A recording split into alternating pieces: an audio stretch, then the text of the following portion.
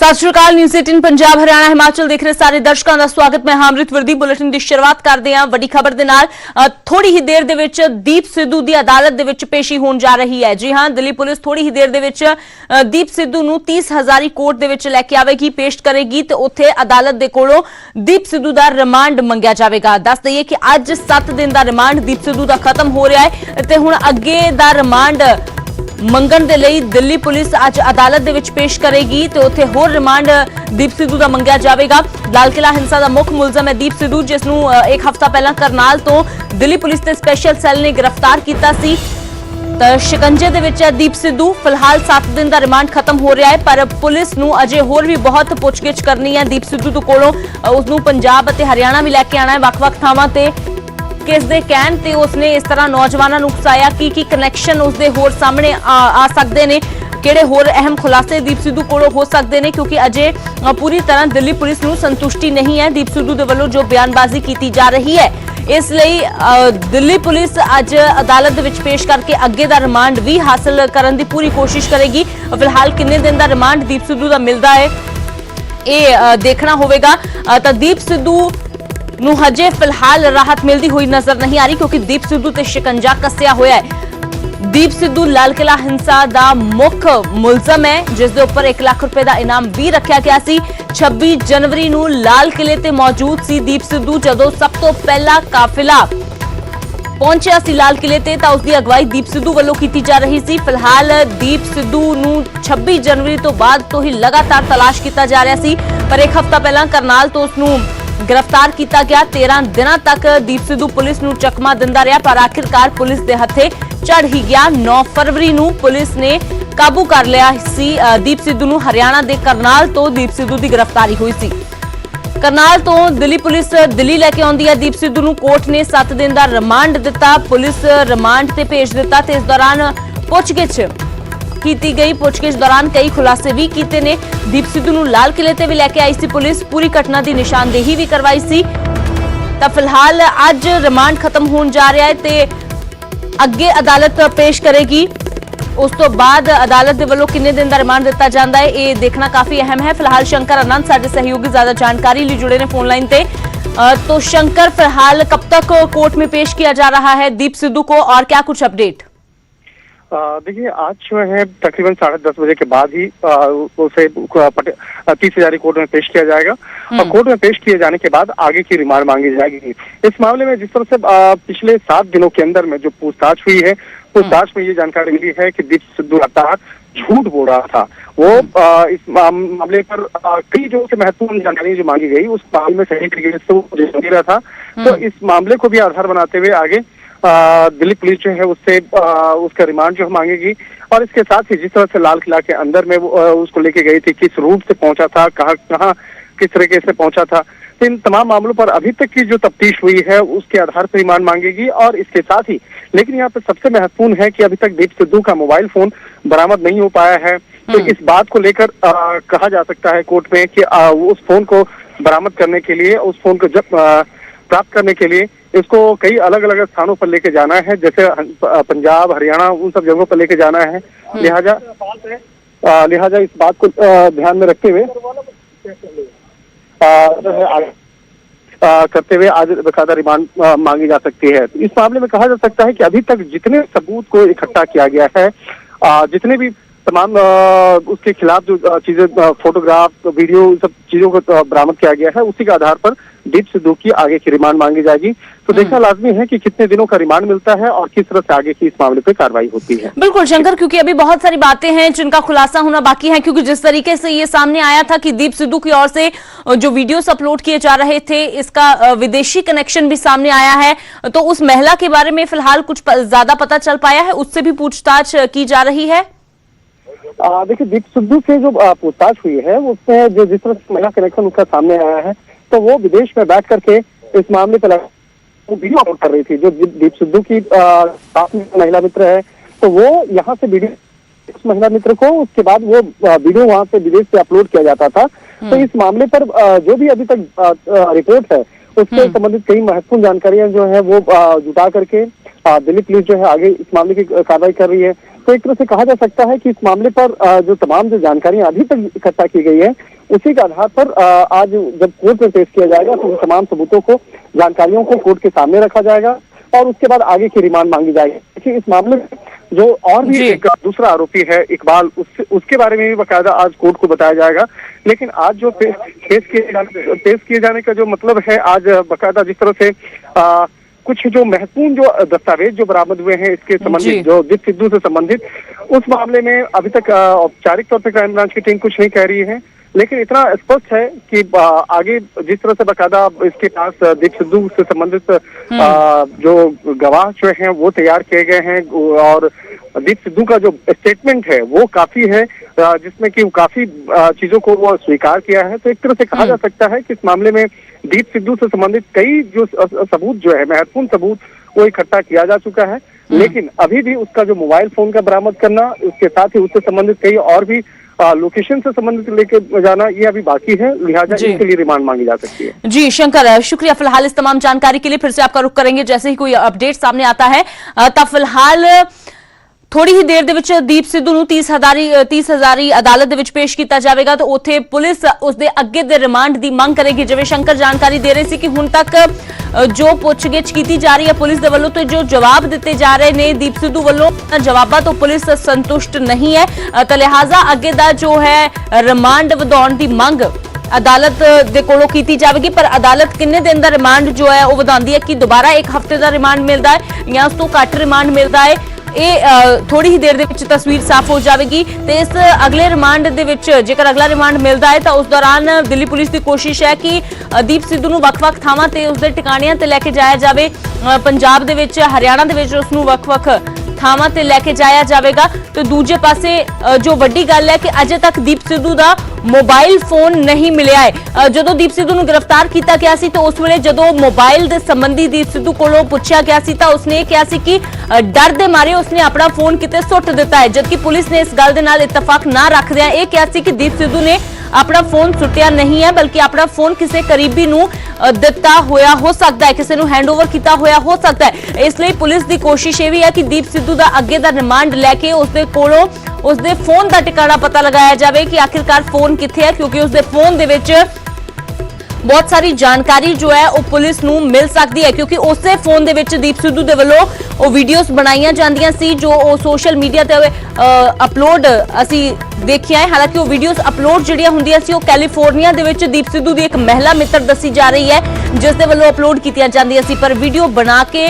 ਉਸ ਨੂੰ ਭੇਜਣ ਦਾ ਟੈਲੀਗ੍ਰਾਮ ਦੇ ਜ਼ਰੀਏ ਕੰਮ ਦੀਪ ਸਿੱਧੂ ਦਾ ਸੀ ਤੇ ਉਹ ਵੀਡੀਓ ਨੂੰ ਅਪਲੋਡ ਕਰਨ ਦਾ ਕੰਮ ਉਸ ਦੀ ਮਹਿਲਾ ਮਿੱਤਰ ਦਾ। ਤਾਂ ਪੁਲਿਸ ਉਸ ਮਹਿਲਾ ਮਿੱਤਰ ਦੇ ਕਨੈਕਸ਼ਨ ਦੇ ਨਾਲ ਵੀ ਇਸ ਮਾਮਲੇ ਦੀ ਜਾਂਚ ਕਰ ਰਹੀ ਹੈ ਕਿ ਆਖਿਰਕਾਰ ਕਦੋਂ ਤੋਂ ਇਹ ਦੋਵੇਂ ਸੰਪਰਕ ਦੇ ਵਿੱਚ ਨੇ ਤੇ ਕਿਸੇ ਹੋਰ ਵਿਦੇਸ਼ੀ ਤਾਕਤ ਦਾ ਇਸ ਪੂਰੇ ਮਾਮਲੇ ਦੇ ਵਿੱਚ ਕੋਈ ਰੋਲ ਹੈ ਜਾਂ ਫਿਰ ਨਹੀਂ। ਲਾਲ ਕਿਲਾ ਹਿੰਸਾ ਦੇ ਵਿੱਚ ਦੀਪ ਸਿੱਧੂ ਦਾ ਕਨੈਕਸ਼ਨ ਕਿਤੇ ਹੋਰ ਜੁੜਦਾ ਹੈ, ਇਹ ਤਾਰ ਕਿਤੇ ਹੋਰ ਜੁੜਦੇ ਨੇ, ਇਹ ਪੂਰੀ ਕੋਸ਼ਿਸ਼ ਦਿੱਲੀ ਪੁਲਿਸ ਦੇ ਵੱਲੋਂ ਕੀਤੀ ਜਾ ਰਹੀ ਹੈ ਤੇ ਇਸ ਦੇ ਲਈ ਅੱਗੇ ਰਿਮਾਂਡ ਬਹੁਤ ਜ਼ਰੂਰੀ ਹੈ।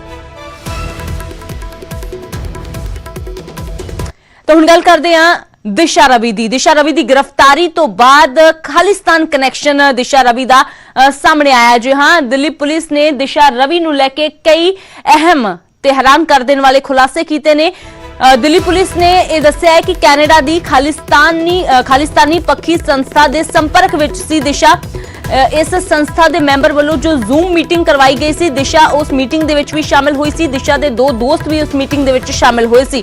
ਟੂਲਕਿਟ ਬਣਾਉਣ ਦਾ ਆਈਡੀਆ ਵਿਦੇਸ਼ੀ ਸੰਸਥਾ ਦਾ ਹੀ ਸੀ ਤੇ ਦਿਸ਼ਾ ਦੇ 2 ਸਾਥੀਆਂ ਦੇ ਖਿਲਾਫ ਵੀ ਗੈਰ ਜ਼ਮਾਨਤੀ ਵਾਰੰਟ ਜੋ ਹੈ ਉਹ ਜਾਰੀ ਹੋ ਗਏ ਨੇ। ਨਿਕਿਤਾ ਜੈਕਬ ਤੇ ਸ਼ਾਂਤਨੂ, ਇਹਨਾਂ ਦੇ ਖਿਲਾਫ ਜੋ ਗੈਰ ਜ਼ਮਾਨਤੀ ਵਾਰੰਟ ਜਾਰੀ ਹੋਏ ਨੇ। ਦਿੱਲੀ ਪੁਲਿਸ ਮੁਤਾਬਕ ਦਿਸ਼ਾ ਰਵੀ ਕੈਨੇਡਾ ਦੀ ਖਾਲਿਸਤਾਨ ਪੱਖੀ ਜਥੇਬੰਦੀ ਪੋਇਟਿਕ ਜਸਟਿਸ ਫਾਊਂਡੇਸ਼ਨ ਦੇ ਸੰਪਰਕ ਵਿੱਚ ਸੀ ਤੇ ਇਸੇ ਸੰਸਥਾ ਵੱਲੋਂ ਟੂਲਕਿਟ ਤਿਆਰ ਕਰਵਾਈ ਗਈ ਸੀ ਅਤੇ ਇਸ ਨੂੰ ਦਿਸ਼ਾ ਰਵੀ, ਨਿਕਿਤਾ ਜੈਕਬ ਤੇ ਸ਼ਾਂਤਨੂ ਨੇ ਤਿਆਰ ਕੀਤਾ ਸੀ। ਇਸ ਦੇ ਪਿੱਛੇ ਸਾਜ਼ਿਸ਼ ਦੇਸ਼ ਨੂੰ ਬਦਨਾਮ ਕਰਨ ਦੀ ਸੀ। ਇਹਨਾਂ ਦੇ ਇਲਜ਼ਾਮ ਨੇ ਕਿ ਟੂਲਕਿਟ ਨੂੰ ਐਡਿਟ ਕਰਕੇ ਇਹਨਾਂ ਦੇ ਵੱਲੋਂ ਵਾਇਰਲ ਕੀਤਾ ਗਿਆ ਹੈ। ਦੇਸ਼ ਨੂੰ ਬਦਨਾਮ ਕਰਨ ਦੀ ਸਾਜ਼ਿਸ਼ ਇਹਨਾਂ ਨੇ ਰਚੀ ਹੈ। ਤਾਂ ਫਿਲਹਾਲ ਇਸ ਪੂਰੇ ਮਾਮਲੇ ਦੇ ਵਿੱਚ ਦਿਸ਼ਾ ਦਾ ਜੋ ਖਾਲਿਸਤਾਨ ਕਨੈਕਸ਼ਨ ਹੁਣ ਸਾਹਮਣੇ ਆਇਆ ਉਸ ਨੂੰ ਲੈ ਕੇ ਪੁਲਿਸ ਨੇ ਜਾਂਚ ਸ਼ੁਰੂ ਕਰ ਦਿੱਤੀ ਹੈ।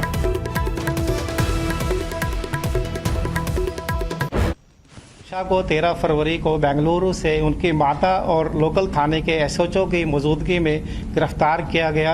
घर वालों और उनके वकील अभिषेक शेखरी को यह बताया गया कि अभियुक्त को दिल्ली ले जाया जा रहा है। वह दिल्ली लाकर प्रोसीजर के मुताबिक उनका मेडिकल कराया गया और कोर्ट में पेश किया गया।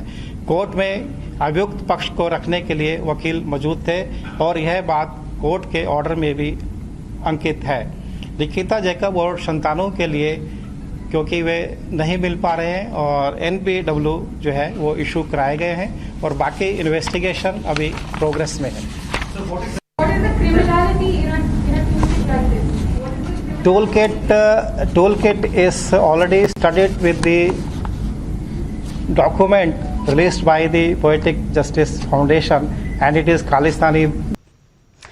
ਤਾਂ ਟੂਲਕਿਟ ਮਾਮਲੇ ਦੇ ਵਿੱਚ ਦਿਸ਼ਾ ਰਵੀ ਨੂੰ ਗ੍ਰਿਫਤਾਰ ਕੀਤਾ ਗਿਆ ਤੇ ਹੁਣ ਉਸ ਦਾ ਖਾਲਿਸਤਾਨ ਕਨੈਕਸ਼ਨ ਜੋ ਸਾਹਮਣੇ ਆ ਰਿਹਾ ਉਸ ਨੂੰ ਲੈ ਕੇ ਪੁਲਿਸ ਜਾਂਚ ਕਰ ਰਹੀ ਹੈ। ਖਾਲਿਸਤਾਨ ਪੱਖੀ ਸੰਸਥਾ ਦੇ ਸੰਪਰਕ ਵਿੱਚ ਸੀ ਦਿਸ਼ਾ ਰਵੀ। ਕੈਨੇਡਾ ਦੀ ਪੋਇਟਿਕ ਜਸਟਿਸ ਫਾਊਂਡੇਸ਼ਨ ਦੇ ਨਾਲ ਲਿੰਕ ਸੀ। ਫਾਊਂਡੇਸ਼ਨ ਦੇ ਮੈਂਬਰ ਐਮਓ ਧਾਲੀਵਾਲ ਦੇ ਨਾਲ ਸਿੱਧੇ ਤੌਰ ਤੇ ਰਾਬਤਾ ਸੀ ਦਿਸ਼ਾ ਰਵੀ ਦਾ। ਧਾਲੀਵਾਲ ਨੂੰ 11 ਜਨਵਰੀ ਨੂੰ ਜ਼ੂਮ ਕਾਲ ਕੀਤੀ ਗਈ ਸੀ ਤੇ ਜ਼ੂਮ ਕਾਲ ਦੇ ਵਿੱਚ ਦਿਸ਼ਾ ਸਣੇ 50 ਤੋਂ ਵੱਧ ਲੋਕ ਸ਼ਾਮਿਲ ਸੀ। ਦਿਸ਼ਾ ਨੇ ਇੱਕ WhatsApp ਗਰੁੱਪ ਵੀ ਬਣਾਇਆ ਸੀ ਤੇ ਗਰੁੱਪ ਦੇ ਵਿੱਚ ਸੰਸਥਾ ਨਾਲ ਜੁੜੇ ਕਈ ਲੋਕ ਸ਼ਾਮਿਲ ਸੀ। ਹਾਲਾਂਕਿ ਬਾਅਦ ਵਿੱਚ WhatsApp ਗਰੁੱਪ ਡਿਲੀਟ ਕਰ ਦਿੱਤਾ ਗਿਆ ਸੀ। ਦਿਸ਼ਾ ਨੇ ਹੀ ਆਪਣੇ ਸਾਥੀਆਂ ਦੇ ਨਾਲ ਮਿਲ ਕੇ ਟੂਲਕਿਟ ਤਿਆਰ ਕੀਤੀ ਸੀ। ਤਾਂ ਇਹ ਪੂਰਾ ਮਾਮਲਾ ਟੂਲਕਿਟ ਦੇ ਨਾਲ ਜੁੜਿਆ ਹੋਇਆ। ਟੂਲਕਿਟ ਨੂੰ ਐਡਿਟ ਕਰਕੇ ਵਾਇਰਲ ਕਰਨ ਦੇ ਇਲਜ਼ਾਮ ਦਿਸ਼ਾ ਰਵੀ ਤੇ ਲੱਗੇ ਨੇ ਤੇ ਦਿਸ਼ਾ ਰਵੀ ਦਾ ਹੁਣ ਖਾਲਿਸਤਾਨ ਕਨੈਕਸ਼ਨ ਸਾਹਮਣੇ ਆਇਆ ਹੈ। ਇਹ ਕਿਹਾ ਜਾ ਰਿਹਾ ਹੈ ਕਿ ਦਿਸ਼ਾ ਨੇ ਆਪਣੇ ਸਾਥੀਆਂ ਦੇ ਨਾਲ ਮਿਲ ਕੇ ਟੂਲਕਿਟ ਤਿਆਰ ਕੀਤੀ ਸੀ। ਟੂਲਕਿਟ ਐਡਿਟ ਕਰਕੇ जो वायरल करने के इल्जाम लगे ने। हालांकि टूलकिट ਨੂੰ एडिट करने की गल दिशा ने कबूली भी है। दिशा ने ही टैलीग्राम जरिए ग्रेटा थनबर्ग ਨੂੰ ਇਹ टूलकिट भेजी सी। ਤਾਂ ਉਸ ਤੋਂ ਬਾਅਦ ਹੁਣ ਪੂਰੇ ਮਾਮਲੇ ਦੇ ਵਿੱਚ ਜੋ ਪੁਲਿਸ ਦਾ ਐਕਸ਼ਨ ਹੁੰਦਾ ਨਜ਼ਰ ਆ ਰਿਹਾ। ਦਿਸ਼ਾ ਦੇ ਸਾਥੀਆਂ ਤੇ ਵੀ ਹੁਣ ਸ਼ਿਕੰਜਾ ਕੱਸਿਆ ਜਾ ਰਿਹਾ ਹੈ। ਦਿਸ਼ਾ ਰਵੀ ਕੌਣ ਹੈ ਉਹ ਵੀ ਤੁਹਾਨੂੰ ਦੱਸ ਦਿੰਨੇ ਆ। 21 ਸਾਲ ਦੀ ਦਿਸ਼ਾ ਬੈਂਗਲੁਰੂ ਦੀ ਰਹਿਣ ਵਾਲੀ ਹੈ। फ्राइडे फॉर फ्यूचर मुहिम की संस्थापक है दिशा रवि। वातावरण नाल जुड़े मुद्दे चुकती है, एनवायरमेंटलिस्ट है, एक स्टार्टअप के लिए काम करती है। दिशा ने BBA की हुई है। बेंगलुरु स्थित माउंट कार्मेल तो ही पढ़ाई दिशा ने अपनी पूरी की है। दिशा के पिता कोच और मां हाउसवाइफ है। पर हुण टूलकिट मामले दे विच दिशा के खिलाफ जिस तरह की कार्रवाई हो रही है उस तो बाद पूरे देश दे विच इस वेले दिशा रवि दा नाम जो है वो चर्चा का विषय बना होया है क्योंकि दिशा नूं लैके वख-वख तरह दीयां कैंपेन भी चलाईयां जा रही ने सोशल मीडिया ते। दूजे पासे वख-वख देशां दे विचों भी दिशा दे लई कैंपेन चलाई जा रही है क्योंकि ग्रेटा थनबर्ग दे नाल सिद्धे तौर ते जुड़ी हुई है दिशा रवि। ਤਾਂ ਦਿਸ਼ਾ ਵਾਤਾਵਰਣ ਦੇ ਨਾਲ ਜੁੜੇ ਮੁੱਦੇ ਚੁੱਕਦੀ ਸੀ ਪਰ ਫਿਲਹਾਲ ਖਾਲਿਸਤਾਨ ਕਨੈਕਸ਼ਨ ਦਿਸ਼ਾ ਦਾ ਹੁਣ ਸਾਹਮਣੇ ਆ ਰਿਹਾ ਹੈ। ਟੂਲਕਿਟ ਮਾਮਲੇ ਤੋਂ ਬਾਅਦ ਹੀ ਇਹ ਸਾਰਾ ਜੋ ਵਿਵਾਦ ਸੀ ਉਹ ਸ਼ੁਰੂ ਹੋਇਆ ਤੇ ਇਸੇ ਦੇ ਚੱਲਦਿਆਂ ਪਹਿਲਾਂ ਦਿਸ਼ਾ ਰਵੀ ਨੂੰ ਫਿਰ ਉਸ ਤੋਂ ਨਿਕਿਤਾ ਜੈਕਬ ਉਸ ਦੀ ਜੋ ਦੋਸਤ ਹੈ ਤੇ ਸ਼ਾਂਤਨੂ ਉਹਨਾਂ ਦੋਵਾਂ ਦੇ ਖਿਲਾਫ ਵੀ ਗੈਰ ਜ਼ਮਾਨਤੀ ਵਾਰੰਟ ਹੁਣ ਜਾਰੀ ਹੋ ਗਏ ਨੇ।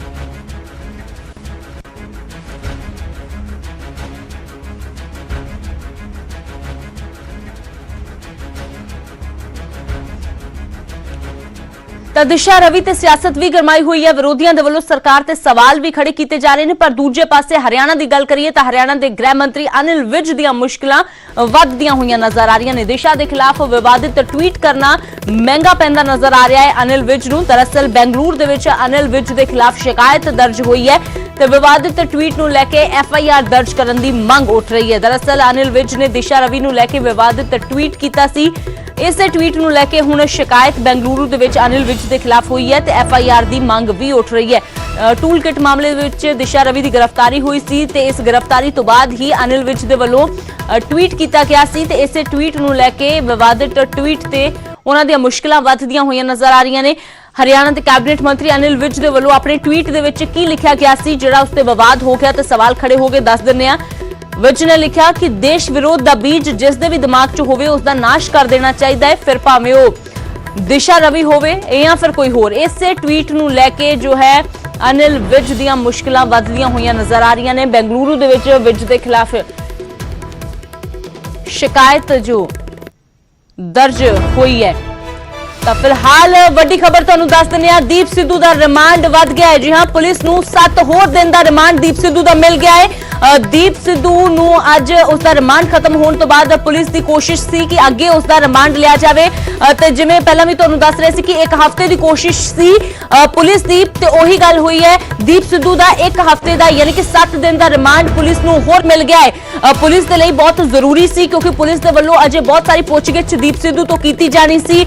ਦੀਪ ਸਿੱਧੂ ਨੂੰ ਉਸਦੇ ਵੱਖ-ਵੱਖ ਠਿਕਾਣਿਆਂ ਤੇ ਵੀ ਲੈ ਕੇ ਜਾਇਆ ਜਾਣਾ ਸੀ। ਤਾਂ 7 ਦਿਨ ਦਾ ਰਿਮਾਂਡ ਦੀਪ ਸਿੱਧੂ ਦਾ ਫਿਲਹਾਲ ਜਿਹੜਾ ਅੱਜ ਖਤਮ ਹੋ ਰਿਹਾ ਸੀ, ਉਸ ਦੇ ਨਾਲ ਹੀ ਅਗਲੇ 7 ਦਿਨ ਵੀ ਦੀਪ ਸਿੱਧੂ ਪੁਲਿਸ ਰਿਮਾਂਡ ਤੇ ਹੀ ਰਹੇਗਾ।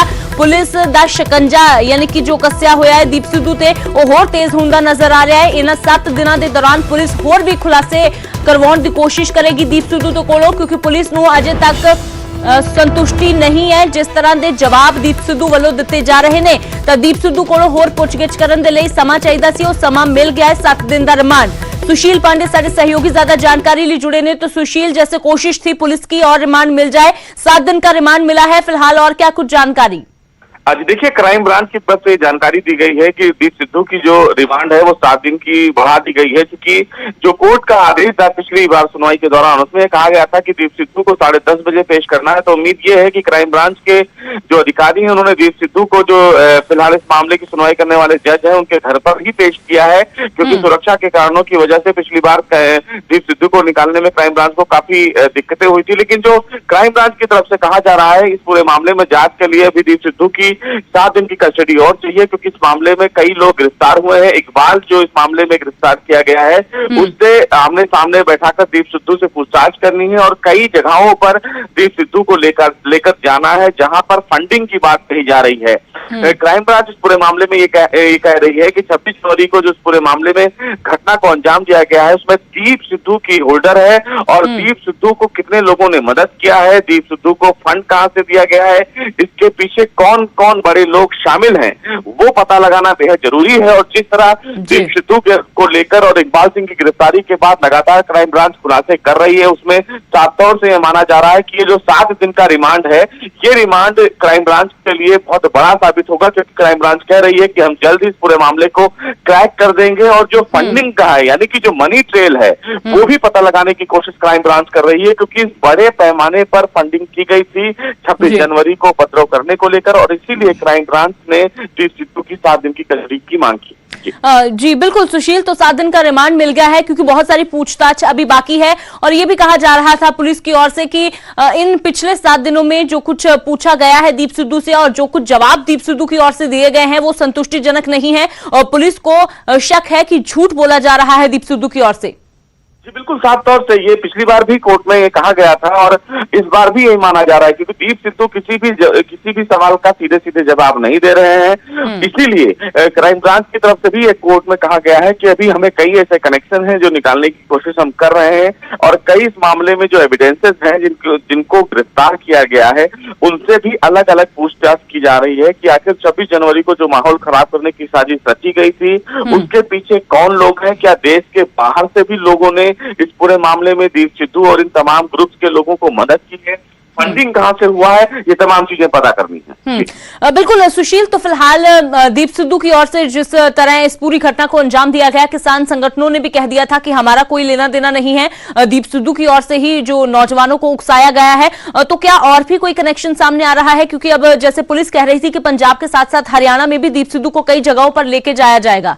जी देखिए, इस पूरे मामले में जो पुलिस कह रही है उसका साफ तौर से न केवल हरियाणा ही लेकर जाना चाह रहे हैं, उन्होंने इसका लिंक महाराष्ट्र से भी जोड़ा है, जबकि महाराष्ट्र, हरियाणा और लुधियाना इन तमाम जगहों पर दीप सिद्धू को होने की बात कही गई थी। और जब इस पूरे वारदात को अंजाम किया गया था, यानी कि जब 26 जनवरी को माहौल खराब किया गया था, तब दीप सिद्धू सिंधु बॉर्डर पर ही कुछ दिन रुका था। तो ये तमाम चीजों को कहीं ना कहीं लोकेट करना चाहती है पुलिस, और ये भी तलाशना चाहती है कि जो मुंबई से इसका लिंक निकाला जा रहा है, तो क्या मुंबई में भी कुछ लोग बैठे हुए थे जिन्होंने दीप सिद्धू की मदद की, और साथ ही साथ अमेरिका से इस पूरे मामले को भी जोड़ने की कोशिश की जा रही है। तो ये जो पूरा जो ट्रेल है उस ट्रेल का पता लगाना दीप सिद्धू के लिए बहुत जरूरी भी है, क्राइम ब्रांच के लिए, और इसीलिए 7 दिन की कस्टडी मांगी गई है। सबसे महत्वपूर्ण बात इस मामले में है कि इस पूरे माहौल को खराब करने के लिए दीप सिद्धू को पीछे से कौन लोग मदद कर रहे थे, फंड कहां से प्रोवाइड किया जा रहा था, और इसीलिए लगातार क्राइम ब्रांच गिरफ्तारियां कर रही है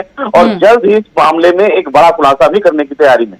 और सुशील, एक और बात, जिस तरह की जो आप तमाम पहलू बता रहे हैं कि ये पता लगाने की कोशिश की जा रही है, चाहे वो फंडिंग से रिलेटेड हो या कौन कौन लोग शामिल हैं, तो इसमें दीप सिद्धू का फोन जो है वो बहुत अहम भूमिका निभा सकता है, क्योंकि जाहिर सी बात है कि फोन में वो पूरी डिटेल होगी कि किससे बात की जाती थी या किसको मैसेज किए जाते थे। वो फोन भी एक अहम कड़ी है जो दीप सिद्धू कह रहे हैं कि उन्होंने फेंक दिया है, लेकिन पुलिस ये मान नहीं रही है। जी देखिए, फोन एक बड़ा निश्चित रूप से सबूत साबित हो सकता है, क्योंकि फोन के द्वारा ही लगातार दीप सिद्धू कांटेक्ट में थे, लगातार वो फेसबुक लाइव कर रहे थे, तो निश्चित रूप से उन तमाम चीजों को रिकवर करने के लिए फोन बेहद जरूरी है। लेकिन दीप सिद्धू अभी तक अपने फोन की जानकारी नहीं दे रहे हैं। हालांकि लगातार क्राइम ब्रांच के जो अधिकारी हैं वो ये पूछने की कोशिश कर रहे हैं कि आखिर जो फोन के पास था, जिसका वो इस्तेमाल कर रहे थे, वो कहाँ है, और इसीलिए इकबाल जो उनके साथ भी था उससे भी इस मामले में पूछताछ की जा रही है। तो अभी क्राइम ब्रांच के पास कई ऐसे सवाल हैं जिनको वो क्रैक करना चाहती है, और इसीलिए दीप सिद्धू की कस्टडी बेहद जरूरी है। दीप सिद्धू लगातार से जो क्वेश्चनिंग की जा रही है, उस क्वेश्चनिंग को लेकर सीधा सीधा जवाब नहीं दे रहे हैं, तो निश्चित रूप से इस कस्टडी में कहीं ना कहीं आने वाले दिनों में क्राइम ब्रांच एक बड़ा खुलासा जरूर करेगी। जी सुशील, तो फिलहाल क्या कुछ खुलासे होते हैं देखना काफी अहम है। शुक्रिया फिलहाल इस तमाम जानकारी के लिए। तो फिलहाल दिल्ली पुलिस ਨੂੰ दीप सिद्धू ਦਾ जो 7 दिन ਦਾ ਰਿਮਾਂਡ ਮਿਲ ਗਿਆ ਹੈ। ਸੁਰੱਖਿਆ ਕਾਰਨਾਂ ਦੇ ਕਾਰਨ दीप सिद्धू ਨੂੰ ਅਦਾਲਤ ਵਿੱਚ ਪੇਸ਼ ਨਹੀਂ ਕੀਤਾ ਗਿਆ, ਬਲਕਿ ਜੱਜ ਦੇ ਘਰ ਦੇ ਵਿੱਚ ਹੀ दीप सिद्धू ਨੂੰ ਲੈ ਕੇ ਜਾਇਆ ਗਿਆ। ਤੇ ਕਿਹਾ ਜਾ ਰਿਹਾ ਕਿ जो पिछली बार ਸੀ काफी मुश्किल पुलिस ਨੂੰ ਆਈ ਸੀ दीप सिद्धू ਨੂੰ ਅਦਾਲਤ ਦੇ ਅੰਦਰ ਲੈ ਕੇ ਜਾਣ ਤੇ ਫਿਰ ਬਾਹਰ ਲੈ ਕੇ ਜਾਣ ਤੇ, ਕਿਉਂਕਿ ਬਹੁਤ ਜ਼ਿਆਦਾ ਲੋਕਾਂ ਦਾ ਜਮਾਵੜਾ ਸੀ, ਮੀਡੀਆ ਦਾ ਵੀ ਬਹੁਤ ਜਮਾਵੜਾ ਸੀ, ਇਸ ਲਈ ਪੁਲਿਸ ਦੇ ਵੱਲੋਂ ਇਸ ਵਾਰ दीप सिद्धू ਨੂੰ ਅਦਾਲਤ ਨਹੀਂ ਲੈ ਕੇ ਜਾਇਆ ਗਿਆ। 7 दिन ਦਾ ਪੁਲਿਸ ਰਿਮਾਂਡ दीप सिद्धू ਦਾ ਮਿਲ ਗਿਆ ਹੈ। ਹੋਰ ਅੱਗੇ ਤੇ ਹੁਣ ਇਸ ਦੌਰਾਨ ਪੁਲਿਸ ਦੇ ਵੱਲੋਂ ਅਹਿਮ ਖੁਲਾਸੇ ਕਰਵਾਉਣ ਦੀ ਪੂਰੀ ਕੋਸ਼ਿਸ਼ ਕੀਤੀ ਜਾਵੇਗੀ, ਖਾਸ ਤੌਰ ਤੇ ਜੋ ਦੌਰੇ ਨੇ ਕਰਵਾਏ ਜਾਣਗੇ, ਪੰਜਾਬ ਦਾ ਦੌਰਾ, ਹਰਿਆਣਾ ਦਾ ਦੌਰਾ, ਤੇ ਜਿਵੇਂ ਸੁਸ਼ੀਲ ਨੇ ਦੱਸਿਆ ਕਿ ਮਹਾਰਾਸ਼ਟਰ ਵੀ ਲੈ ਕੇ ਜਾ ਸਕਦੀ ਹੈ, ਮੁੰਬਈ ਕਨੈਕਸ਼ਨ ਵੀ ਪਤਾ ਲਗਾਉਣ ਦੀ ਕੋਸ਼ਿਸ਼ ਕੀਤੀ ਜਾ ਰਹੀ ਹੈ। ਤੇ ਨਾਲ ਹੀ ਨਾਲ ਵੱਡਾ ਸਵਾਲ ਕਿ दीप सिद्धू ਨੂੰ ਫੰਡਿੰਗ ਕੌਣ ਕਰ ਰਿਹਾ ਸੀ, ਇਸ ਦੇ ਬਾਰੇ ਵੀ ਕੋਸ਼ਿਸ਼ ਹੈ ਪਤਾ ਲਗਾਉਣ ਦੀ। ਤੇ ਨਾਲ ਹੀ ਨਜ਼ਰਾਂ दीप सिद्धू ਦੇ ਫੋਨ ਤੇ ਵੀ ਟਿਕੀਆਂ ਨੇ ਕਿ ਫੋਨ ਪੁਲਿਸ ਹਾਸਲ ਕਰਕੇ ਉਸ ਦੇ ਵਿੱਚੋਂ ਕਈ ਅਹਿਮ ਸਬੂਤ ਜੋ ਹੈ ਉਹ ਲੱਭ ਸਕੇ।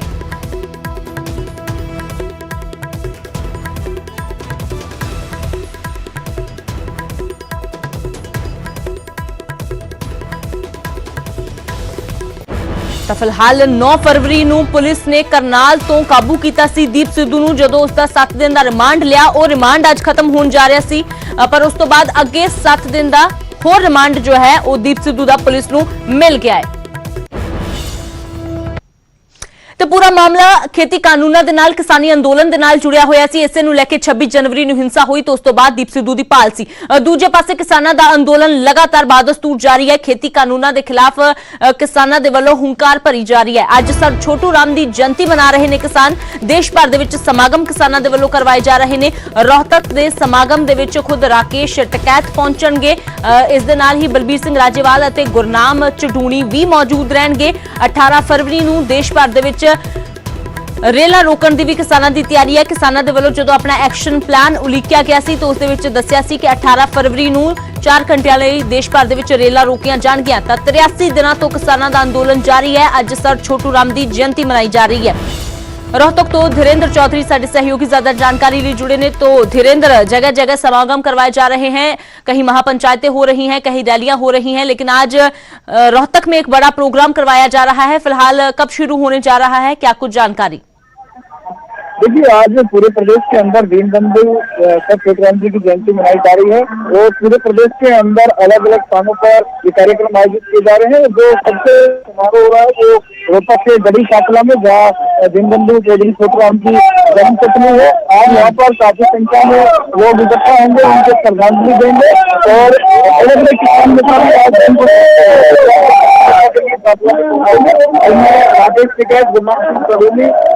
राज्यपाल के नाम है। और इसके अलावा हरियाणा और पंजाब के कई जो लोकगायक हैं वो भी इसमें शिरकत करेंगे। तो कुल मिला के तकरीबन 150 के आसपास किसान नेता यहाँ पर पहुंचेंगे और सुबह से ही दीनबंधु चौधरी छोटू राम को श्रद्धासुमन अर्पित करने का कार्य शुरू हो चुका है। बिल्कुल धीरेन्द्र, तो किसानों की ओर से अपना एक्शन प्लान का जब ऐलान किया गया था उसमें बताया गया था कि किस तरीके से 16 फरवरी को वो सर छोटू राम की जयंती मनाएंगे। उसके बाद 18 फरवरी को किसानों की ओर से रेलें रोकने का ऐलान भी किया गया था। देखिए, आज यहाँ पे आयोजकों की तरफ से साफ किया गया है कि यहाँ पर दीनबंधु चौधरी छोटराम पर किसी तरह की कोई राजनीति ना हो, कोई विवादास्पद बात ना हो। तो अगर दीनबंधु चौधरी छोटराम को नमन करने के लिए आते हैं तो उनके बारे में ही चर्चा हो। किसी तरह की किसान आंदोलन से संबंधित बातें यहाँ पर शायद ही मुमकिन होंगी, क्योंकि पहले से आयोजकों की तरफ से साफ किया गया है कि ये कोई राजनीतिक कार्यक्रम नहीं है, ना ही कोई आंदोलन का कार्यक्रम है। ये सिर्फ एक श्रद्धांजलि समारोह हो और चौधरी छोटराम को नमन करने के लिए लोग आ रहे हैं, इसलिए संभावना कम है कि यहाँ से कोई बड़ा ऐलान किसान नेता करेंगे। जी धीरेन्द्र, शुक्रिया फिलहाल इस तमाम जानकारी के लिए। आज सर छोटू राम की जयंती मनाई जा रही है। दसदी है कि दबे कुचले लोगों की आवाज चुकन वाले सर छोटू राम नूं अज याद किया जा रहा है। उन्होंने श्रद्धांजलि देने के लिए रोहतक दे विच वड्डा समागम करवाया जा रहा है, जिथे वड्डे किसान आगू पहुंचणगे। तो फिलहाल इस समागम दे विच जो एजेंडा तां रखिया गया है कि किसी तरह की राजनीतिक गल या फिर कोई अगे दा एक्शन प्लान दे बारे गल तां किसान नहीं करनगे, पर फिलहाल किसानी अंदोलन नूं लैके या फिर कोई होर सरकार नूं लैके वड्डी गल कही जांदी है किसानां वल्लों। इस ते लगातार नज़र जो है वो बनी हुई है। तां खेती कानूनां दे खिलाफ किसानां दा अंदोलन भी लगातार जारी है। तो हुण गल करदे हां पंजाब दे विच 14 फरवरी नूं होईयां स्थानक चोणां दी। स्थानक चोणां दे लई वोटिंग होई, पर कई थावां तो गड़बड़ी दीयां खबरां सामने आईयां ते इसे लई गड़बड़ी दीयां खबरां तो बाद अज रीपोलिंग हो रही है। 3 बूथां ते रीपोलिंग हो रही है। पातड़ा ते समाणा दे 3 बूथां ते अज दोबारा वोटां पै रहीआं ने। पातड़ा दे वार्ड नंबर 8 ते बूथ नंबर 11 दे विच मुड़ वोटिंग हो रही है, जबकि समाणा दे वार्ड नंबर 11 दे बूथ नंबर 22 अते 23 दे विच रीपोलिंग हो रही है। दरअसल लगातार जो शिकायतां मिल रहीआं सी, उन्हां शिकायतां तो बाद सूबा चोण कमिशन ने यह फैसला लिया है। शिकायतां मिल रही सी ईवीएम नूं नुकसान पहुंचाउण दीआं। इसे ते रिटर्निंग अफसर ने चोण कमिशन नूं शिकायतां लिख के भेजियां सी ते इसे दे चलदिआं जो फैसला लिया गया समाणा ते पातड़ा दे विच रीपोलिंग दा। ते अज रीपोलिंग करवाई जा रही है। 8 बजे तो ये जो वोटिंग की प्रक्रिया शुरू हुई है। लोग उस उत्साह के नाल अपने वोट के हक का इस्तेमाल करने के लिए सवेरे पहुंच रहे सी। ਤਾਂ जो पातड़ा ते समाणा दे 3 बूथां ते वोटां पै रहीआं ने। पातड़ा दे वार्ड नंबर 8 दे बूथ नंबर 11 दे विच रीपोलिंग हो रही है ते समाणा दे वार्ड नंबर 11 दे बूथ नंबर 22 अते 23 दे विच वोटिंग हो रही है। अज जिहड़ी वोटिंग हो रही है उस दे भी नतीजे जो कल स्थानक चोणां दे नतीजे आने ने उन्हां दे नाल ही आउणगे। कल ही काउंटिंग होवेगी ते कल ही पता लगेगा कि शहर दा सरताज कौन बनदा है।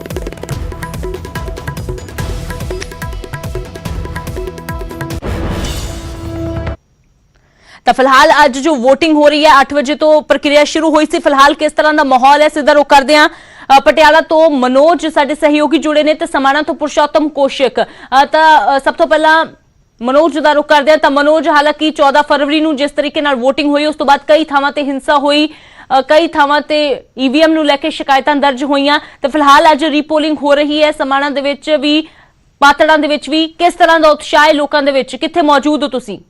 अमृत मैं दस दिया, मैं पातड़ा का जो 8 नंबर वार्ड है 11 नंबर जो बूथ है वो बिल्कुल अगे है। तो सवेरे काफ़ी ठंड सी, धुंध सी, पर उदों जो वोटर सीगे वो इत्थे मौजूद सी, उन्होंने वोटिंग का इस्तेमाल किया। तुसीं मेरे पिछे देखो कि ये मेन गेट के उपर पुलिस तैनात की गई है। जो प्रशासन है वो बिल्कुल कोई भी हुण रिस्क नहीं लेना चाहता। जिस तरह की वोटिंग वाले दिन होया सीगा, लेडीज पुलिस है, दूसरी पुलिस है, तो जो आला अधिकारी ने, एडीसी ने, तो होर उच्च पुलिस अधिकारी ने इत्थे मौजूद ने। अज क्योंकि 4 बजे तक पोलिंग होनी, इसके पूरा जो पुलिस प्रशासन है इस बूथ के उपर लग्या होया है। पूरा जो इलाका है उन्होंने सील कर दिता गया। सिर्फ जो वोटर ने उन्होंने इत्थे आउण की इजाजत दी गई है। यानी कि आप ये गल कह सकते हैं कि जिहड़ा वोटिंग वाले दिन होया सी, वोटिंग वाले दिन इत्थे बूथ कैप्चरिंग हुई सी, ते हुण जिहड़ा प्रशासन हैगा वो किसी भी तरह की अपने वालों अणगहली नहीं वरतनी चाहता। हुण जिहड़ी वोटिंग है उहदे विच जिहड़े लोग ने बहुत घट आ रहे हैं, इक्का दुक्का लोग आ रहे हैं। पिछला जिहड़ा भुगतान हैगा वोटां दा हो चुके ते शाम तक होऊगा। ते दूजा मैं दस दियां कि अद्धी वोट का भुगतान इत्थे होना है। हुण तक जिहड़ी जानकारी है 700 के करीब जिहड़ी वोटिंग है वो इस बूथ के उपर आउणी है। ते बड़ा मायने रखदा कि अज दी जिहड़ी वोटिंग है उहदा नतीजा दे उपर किन्ना क असर पैना है। ते इसे करके तुसीं देखो कि जिहड़ी प्रशासन है, पुलिस है, उत्थे तैनात है। पुलिस के जिहड़े आला अधिकारी ने अंदर बैठे ने, ते किसी भी तरह का कोई अणगहली ना होवे, उन्हां दे वल्लों इस तरह की ड्यूटी निभाई जा रही है। ते कुल मिला के ही देखा जाना कि जिहड़ा 16 तरीक नूं आपां कह सकते हैं कि जिहड़े बूथ कैप्चरिंग हुई सी उन्हां दे उपर पुलिस ने मामले दर्ज किए ने। ते जिहड़ियां वीडियोज़ वायरल होईयां ने उन्हां दे विचों लोकां नूं पछाणिया जा रहा है कि किहड़े-किहड़े ਉਹ ਜਿਹੜੇ ਵਿਅਕਤੀ ਨੇਗੇ ਜਿਨ੍ਹਾਂ ਨੇ ਬੂਥ ਕੈਪਚਰਿੰਗ ਕੀਤੀ ਜਾਂ ਚੋਣਾਂ ਦੇ ਵਿੱਚ ਵਿਘਨ ਪਾਉਣ ਦੀ ਕੋਸ਼ਿਸ਼ ਕੀਤੀ, ਉਸ ਨੂੰ ਲੈ ਕੇ ਪੁਲਿਸ ਨੇ ਪਹਿਲਾਂ ਆਪਾਂ ਕਹਿ ਸਕਦੇ ਅਗਿਆਤ ਲੋਕਾਂ ਦੇ ਖਿਲਾਫ ਮਾਮਲਾ ਦਰਜ ਕੀਤਾ ਸੀ, ਪਰ ਹੁਣ ਜਿਵੇਂ ਜਿਵੇਂ ਉਹਨਾਂ ਦੀ ਪਛਾਣ ਹੋ ਰਹੀ ਹੈ ਅੰਮ੍ਰਿਤ, ਉਹਦੇ ਵਿੱਚ ਉਹਨਾਂ ਲੋਕਾਂ ਦੇ ਖਿਲਾਫ ਬਾਈ ਨੇਮ ਪਰਚੇ ਦਰਜ ਕੀਤੇ ਜਾ ਰਹੇ ਨੇ ਜਿਨ੍ਹਾਂ ਇੱਥੇ ਚੋਣ ਜਿਹੜਾ ਪ੍ਰੋਸੈਸ ਚੱਲ ਰਿਹਾ ਸੀ ਉਹਦੇ ਵਿੱਚ ਵਿਘਨ ਪਾਉਣ ਦੀ ਕੋਸ਼ਿਸ਼ ਕੀਤੀ। ਫਿਲਹਾਲ ਜਿਹੜਾ ਪ੍ਰੋਸੈਸ ਹੈਗਾ ਉਹ ਸ਼ਾਂਤਮਈ ਤਰੀਕੇ ਦੇ ਨਾਲ ਚੱਲ ਰਿਹਾ ਹੈਗਾ ਤੇ ਪ੍ਰਸ਼ਾਸਨ ਦੇ ਜਿਹੜੇ ਆਲਾ ਅਧਿਕਾਰੀ ਨੇ ਅੰਦਰ ਆਪਣੀ ਡਿਊਟੀ ਦੇ ਰਹੇ ਨੇ ਜੀ। ਬਿਲਕੁਲ ਮਨੋਜ, ਤਾਂ ਜਦੋਂ ਦੁਬਾਰਾ ਰੀਪੋਲਿੰਗ ਹੁੰਦੀ ਹੈ, ਦੁਬਾਰਾ ਵੋਟਿੰਗ ਹੁੰਦੀ ਹੈ ਤਾਂ ਪ੍ਰਸ਼ਾਸਨ ਦੀ ਜ਼ਿੰਮੇਵਾਰੀ ਵੀ ਦੁਬਾਰਾ ਜ਼ਿਆਦਾ ਵੱਧ ਜਾਂਦੀ ਹੈ ਕਿ ਜਿਸ ਤਰ੍ਹਾਂ ਦੀ ਘਟਨਾ ਜਾਂ ਜਿਸ ਤਰ੍ਹਾਂ ਦੀਆਂ ਸ਼ਿਕਾਇਤਾਂ ਪਹਿਲੀ ਵਾਰ ਸਾਹਮਣੇ ਆਈਆਂ ਉਸ ਤਰ੍ਹਾਂ ਦੀਆਂ ਸ਼ਿਕਾਇਤਾਂ ਨਾ ਆਉਣ ਤਾਂ ਪੁਲਿਸ ਦੀ ਵੀ ਮੁਸਤੈਦੀ ਜ਼ਿਆਦਾ ਵੱਧ ਜਾਂਦੀ ਹੈ। ਤਸਵੀਰਾਂ ਤੁਸੀਂ ਦਰਸ਼ਕਾਂ ਦੇ ਨਾਲ ਸਾਂਝੀਆਂ ਕਰਦੇ ਰਹੋ। ਮਨੋਜ, ਫਿਲਹਾਲ ਸਮਾਣਾ ਦਾ ਰੁਖ ਕਰਦੇ ਹਾਂ। ਪੁਰਸ਼ੋਤਮ ਕੌਸ਼ਿਕ ਸਾਡੇ ਸਹਿਯੋਗੀ ਜੁੜੇ ਨੇ। ਸਮਾਣਾ ਦੇ ਵਾਰਡ ਨੰਬਰ 11 ਦੇ 2 ਬੂਥਾਂ ਦੇ ਉੱਪਰ ਰੀਪੋਲਿੰਗ ਹੋ ਰਹੀ ਹੈ ਤਾਂ ਪੁਰਸ਼ੋਤਮ, ਕਿਸ ਤਰ੍ਹਾਂ ਦਾ ਮਾਹੌਲ ਹੈ, ਕਿੰਨਾ ਕੁ ਜੋਸ਼ ਲੋਕਾਂ ਦੇ ਵਿੱਚ ਪਾਇਆ ਜਾ ਰਿਹਾ ਹੈ, ਕਿਉਂਕਿ ਦੂਜੀ ਵਾਰ ਇੱਕ ਦਿਨ ਬਾਅਦ ਹੀ ਦੂਜੀ ਵਾਰ ਆਪਣੇ ਵੋਟ ਦੇ ਹੱਕ ਦਾ ਇਸਤੇਮਾਲ ਕਰਨ ਦੇ ਲਈ ਲੋਕ ਪਹੁੰਚ ਰਹੇ ਨੇ ਤੇ ਪ੍ਰਬੰਧ ਕਿਸ ਤਰ੍ਹਾਂ ਦੇ?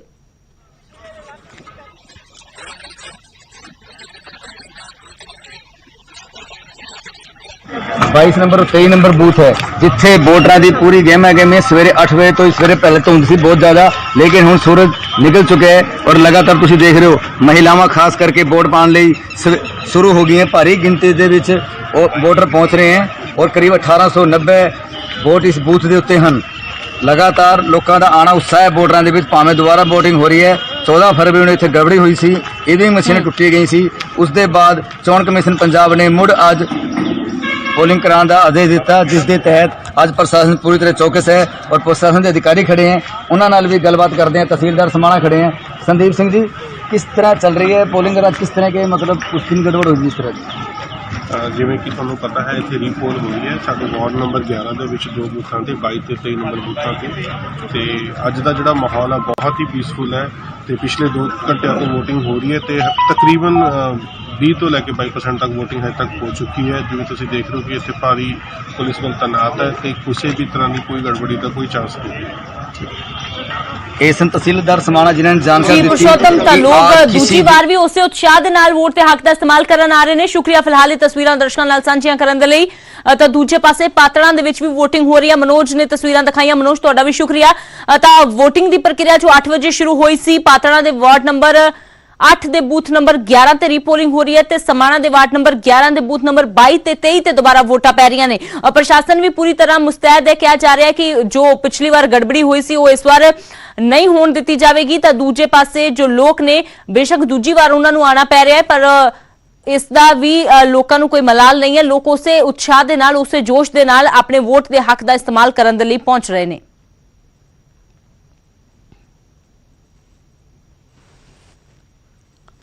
ਤਾਂ ਹੁਣ ਗੱਲ ਕਰਦੇ ਹਾਂ ਮਹਿੰਗਾਈ